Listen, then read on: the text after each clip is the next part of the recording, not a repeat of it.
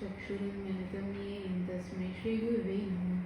वाञ्छाकल्पतरुभ्यश्च कृपासिन्धुभ्येव च पतितानां पावनेभ्यो वैष्णवेभ्यो नमो नमः।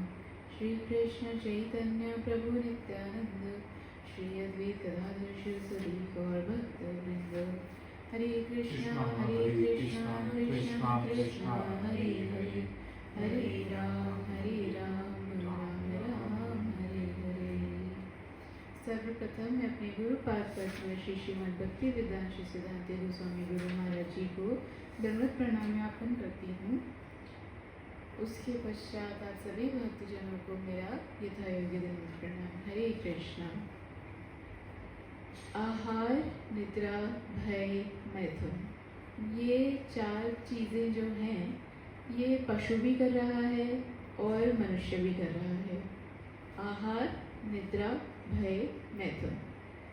यहाँ पर मनुष्य के पास एक ऐसी वस्तु है जो कि उसको पशु से भिन्न कर देती है, वो है जिज्ञासा। अगर मनुष्य जिज्ञासा करता है तो वह पशुओं से भिन्न कहलाया जाता है। एक उदाहरण के तौर पे कि जैसे मानो सूकर है, सुअर, हाँ, वो क्या कभी ऐसे आसमान में ऊपर उठ करके देखता है कि ओहो, लगता है ऊपर भी कोई होंगे, भगवान नाम की भी कोई वस्तु होती है, या क्या मैं मेरे जीवन में और क्या लिखा है, क्या मेरे भाग्य में कुछ और भी लिखा है, क्या मैं इसके अलावा भी कुछ कर सकता हूँ, या मैं कौन हूँ। कभी देखा है किसी सूकर या फिर किसी कुकर को इस प्रकार से ऊपर देखते हुए, या कभी ऐसे बड़ा ध्यानपूर्वक सोचते हुए या कोई मनन करते हुए? नहीं, वो क्या करता है, वो नीचे देखता है, हाँ, नीचे देखेगा और क्या करेगा, अपना मल ढूंढेगा, विष्ठा ढूंढेगा, नीचे देखता रहेगा, सुनता रहेगा, मल ढूंढता रहेगा और उसी में ही आनंद प्राप्त करेगा, उसी में ही उसको आनंद आएगा।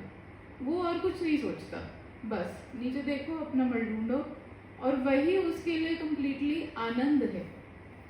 ऐसे ही मनुष्य क्या करता है इस जीवन में, हाँ, इस जीवन में क्या करेगा, जिज्ञासा नहीं करेगा कि मैं कौन, हाँ, क्या भगवान कोई वस्तु है क्या, या मेरा उनके साथ कोई कनेक्शन है, क्या कोई संबंध है, क्या कोई प्रयोजन है, हाँ, कुछ नहीं।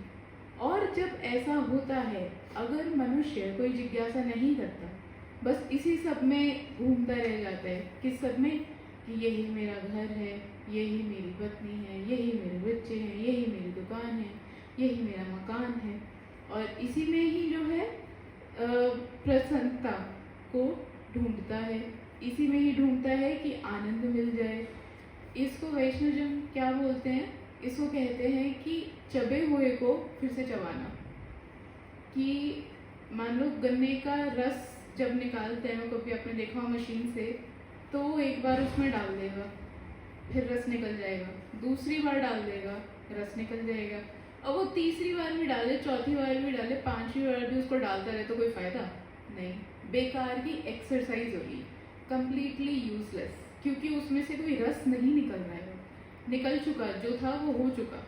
इसी प्रकार से अगर हम मनुष्य जिज्ञासा नहीं करते और इसी संसार में जो है आनंद को ढूंढते हैं, तो किस टाइप से है, चबे हुए को चबाना, जिसमें कोई रस है ही नहीं, कुछ भी नहीं है, पर बस उसी को चबाने में लगे हैं कि अरे अब निकल आएगा रस, अब निकल आएगा, अब निकल आएगा, परंतु उसमें से कोई रस नहीं निकलना। इसलिए जो मनुष्य जिज्ञासा करे, हाँ, जो मनुष्य जिज्ञासा करे कि आखिर मैं कौन हूँ, आखिर अगर मेरा जन्म हुआ तो क्यों हुआ, यहीं पे ही क्यों हुआ, मेरे भाग्य में अगर ऐसा लिखा तो क्यों लिखा, हाँ, क्यों, क्या भगवान भी कुछ है, क्या मेरा उनके साथ कोई संबंध है, क्या कोई एक अल्टीरियर एनर्जी भी है। अगर कोई मनुष्य ऐसी जिज्ञासा करता है तो उसको कहा जाता है अथातो ब्रह्म जिज्ञासा। देखो, हम सबको मृत्यु तो आनी ही आनी है, इसको कोई डिक्लाइन नहीं कर सकता। आप इसको अपनी आंखें बंद कर सकते हो, लेकिन ये आप इसको झुटला नहीं सकते कि मृत्यु तो नहीं आनी। कोई कह ही नहीं सकता है कि नहीं आएगी, मेरे को नहीं आएगी, तेरे को आएगी, तो तेरे को आएगी तो आएगी, मेरे को नहीं आएगी। कोई ऐसे कह सकता है? नहीं। और अगर कहेगा तो उसको क्या माना जाएगा? मूर्खी माना जाएगा। तो क्या कहने का अर्थ कि जो मृत्यु है वो तो सबको आनी ही आनी है। लक्ष्य क्या होना चाहिए? लक्ष्य होना चाहिए कि अरे जब तक इस लाइफ में है, इस मनुष्य देह में है, इसका यूटिलाइज सही से कर ले, इसको यूटिलाइज सही से कर ले, इसका यूटिलाइजेशन सही हो जाए। और वो क्या हो जाए? फर्स्ट स्टेप यही है, जिज्ञासा करना, क्यूरियोसिटी। और किस लिए क्यूरियोसिटी? आध्यात्मिक क्यूरियोसिटी, आध्यात्मिक जिज्ञासा करना, स्पिरिचुअल क्यूरियोसिटी क्रिएट करना, उसके रिगार्डिंग नॉलेज लेना, उसके बारे में जानना कि आखिर ये है क्या, with an open mind, with an open mind. अगर कोई कह दे कि अरे हम तो नास्तिक हैं, कोई भी कह सकता है कि हम तो नास्तिक हैं, ये सब हमको नहीं समझ आता, ये क्या है, तो इस केस में तो फिर कुछ नहीं कर सकते, इस केस में कुछ भी नहीं हो सकता। क्यों? इसका एक उदाहरण देते हैं कि अगर कोई खरगोश होता है ना, और उसके ऊपर कोई सियार जो होता है वो आक्रमण करने, मतलब उसको हंट करने के लिए जब आता है, तो वो जो खरगोश होता है, जब जैसे ही वो झपट्टा मारने वाला होता है ना, वो उसको सब जब लगता है कि अब नहीं होगा कुछ भी, तो खरगोश अपनी आंख बंद कर लेता है, और उसको लगता है कि मैंने अपनी आंख बंद कर दी तो ये भी मुझको नहीं देख सकता। तो ये क्या हो गया कि हमने आंखें बंद कर ली, डिनाइल फेज में है, हमने तो आंखें ही बंद कर ली। हम फैक्ट्स को, ट्रूथ को जो है उसके लिए हमने आंखें बंद कर ली है, तो उनका तो क्या ही कर सकते हैं। जो जानबूझ करके आंखें बंद करके ही बैठे हैं, फिर तो उनका क्या ही कर सकते हैं। परंतु अगर थोड़ी सी भी बात समझ आती है तो ये समझना चाहिए कि जान करके अपनी आंखें बंद करने की कोई आवश्यकता नहीं, उसमें कोई बुद्धिमानी है ही नहीं। अगर कोई जान करके आंख बंद करके बैठ जाए, कोई कह दे, जिद पे अड़ जाए कि अरे ग्रेविटी तो होती ही नहीं है, ग्रेविटी तो है ही नहीं, क्या है ये, कुछ भी तो नहीं है, तो क्या इसका मतलब ये हो जाएगा कि ग्रेविटी एग्जिस्ट नहीं करती? क्या वो अपना काम करना छोड़ देगी? हाँ, अगर कोई ऐसा सोच ले कि होती ही नहीं है तो उसको क्या बोलेंगे? अरे यार क्या, हाँ कहाँ इनसे मूर्ख बातें कर रहे हैं, क्या इनसे बात करें। तो बुद्धिमानी किस में है? हाँ, धीर व्यक्ति कौन है?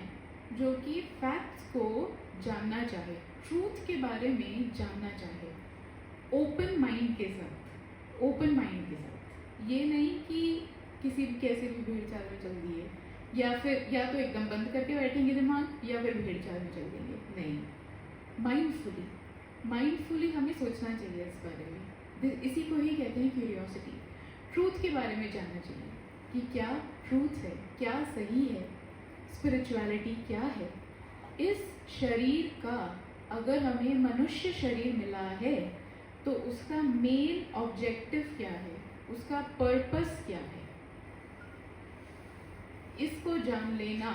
अगर आप इसको जान लेना तो छोड़ो, अगर इसकी क्यूरियोसिटी भी मन में उत्पन्न हो गई है तो लगा लो कि आप थोड़ा थोड़ा सही डायरेक्शन में लाइफ की चलना शुरू कर